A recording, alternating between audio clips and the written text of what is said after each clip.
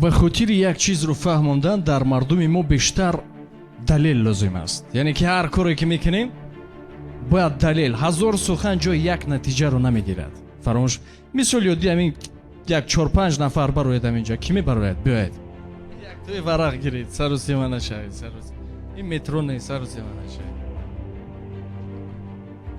نشوید، شود همه که یک سو جمع نشوید. نگاه کنید، فقط با عقل خود کار کنید.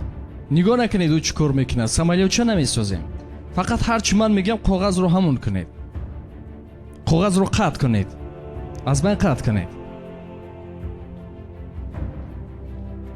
باز طرف دستی راست قطع کنید. گوشه چپش رو برید، باز قطع کنید از بین. گوشه راستش رو ببرید. یک برده گوشه که راستش رو طرفی راست ببرید. همه برید. یک بار کشید بینیم چی صورت شد. نشان دید، همه دون طرف نشان دید. آیا گفتی من همه یک جا اجرا کرد؟ گوناگون است. من برای کسی الوهیده گپ نزدم. من فقط یک گپ زدم، اینها اجرا کردن. من گفتنی بودم وقتی ما سخن میکنیم شما گوناگون میفهمید. هیچ وقت شما هر کس با فهمیش خودش میفهمد. اکنون فهمیدید من چی گفتنی بودم. تشکر که بر آمدید. میویم فدراسیا روسیه خودمون رو به هر راه سبوک میکنیم. خیلی ساده کرده فهمانم دختر بازی میکنیم، چی کار نمیکنیم. همون فراموش نکنید که همسران شما هم نفس دارد و شما حق دارید، آنها حق دارن. زود خبر گیرید. یکی بدن میشد که دعوتشون کنید، بعد میبینید کارتون کلن دیگر میشود. روز آب میبیاد میبیند که گل پوچ شده است، بعد میگوید که ای گل با تو چی شد؟ میرود نزد طبیب را میآورد. طبیب گل را میبیند، میگوید دیر شد، من هیچ کار کرده نمیتوانم. میگوید من هر کار هست. چند پول لازم است؟ چی کار کنم؟ کدام بیمارخانه برم؟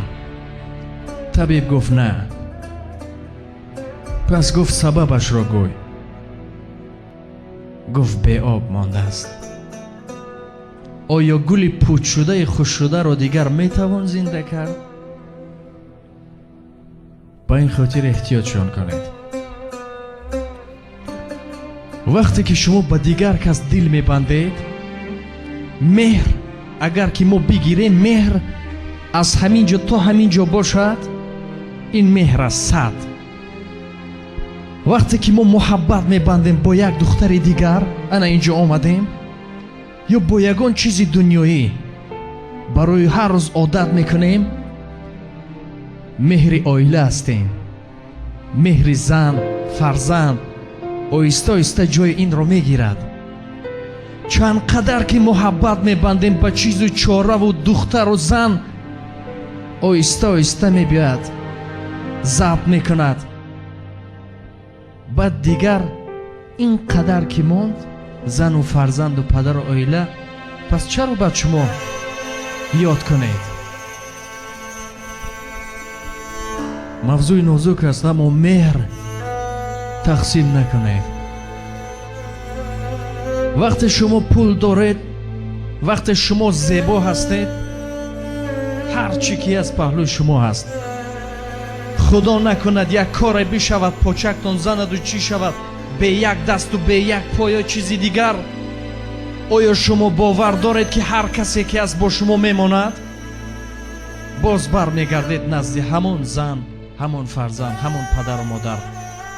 هر چی نباشید، هر نقص نداشته باشید، اینها آماده هستند که انا همین مهر را 100% برای شما بدیم و دائما در انتظار شما هستند. مهر تقسیم نکنید. کیلو نمیکنند. این عروس ها، این ماشین، انسان با هر چیز دل میبندد و این خاطر تیز تیز روید تاجیکستان.